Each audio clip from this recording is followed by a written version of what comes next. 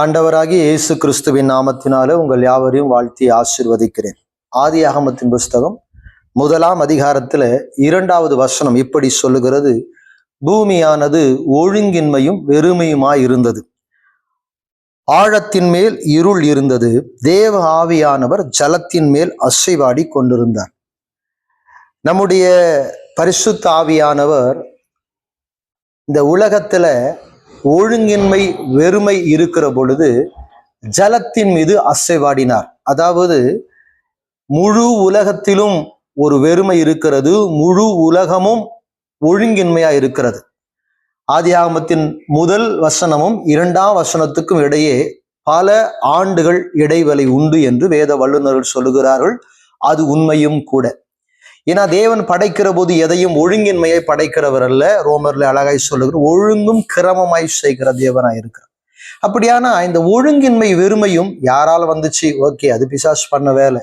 ஆனா பாருங்க, இந்த முழு உலகத்தின் ஒழுங்கின்மை வெறுமை இருளை அகற்ற ஆவியானவர் ஸ்மூத் மூவிங், அழகா மென்மையாக, ஆங்கில வேதாகமத்துல மூடு அப்படின்னு சொல்லி அசைவாடி மூடு அப்படியே மூவ் பண்ணிக்கிட்டே இருந்தார் ஒவ்வொன்றையும். அப்போனா நம்முடைய வாழ்க்கையில கொஞ்சம் திரும்பி பார்க்கலாம். நம்ம குடும்பம் என்கிற உலகம், நம்முடைய உலகம் நம்ம குடும்பம் தான். அவருடைய மனைவி, பிள்ளைகள், அவர் கொடுக்கப்பட்ட தொழில், அவருடைய வேலை, இது நம்முடைய உலகம் இல்லையா? ஆனா இதை நம்ம பெருசா நினைச்சிடக்கூடாது.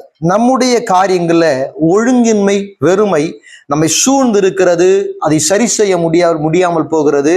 நாம் பல நேரம் அதை சரி செய்வதற்காக எதிர்த்து சண்டையிட்டு கொண்டிருக்கிறோம், அந்த ஒழுங்கின்மையை கூட வெறுமையோடு கூட. ஆனால் ஒன்றை புரிந்து கொள்ளுங்கள், பரிசுத்தாவியானவர் அசைவாடினார். ஒரு அமைதலான அசைவாடுதல், ஒரு மென்மையான அசைவாடுதல், ஒரு நிசப்தமான அசைவாடுதல். அந்த அசைவாடுதல கொஞ்சம் எவ்வளவு காலம் அசைவாடுனார் நமக்கு தெரியல.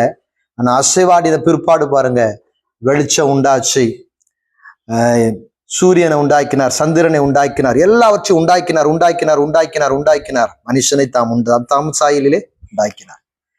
எல்லாம் நீங்க ஆவியான அசைவாடுதான் உங்களுடைய வாழ்க்கையின் வெறுமையும் ஒழுங்கின்மையும் மாறும், நீங்கும், புதியவைகள் உண்டாகும்.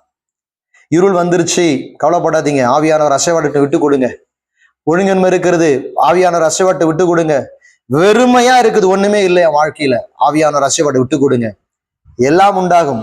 கர்த்தர் உங்களை ஆசீர்வதிப்பாரார். God bless you.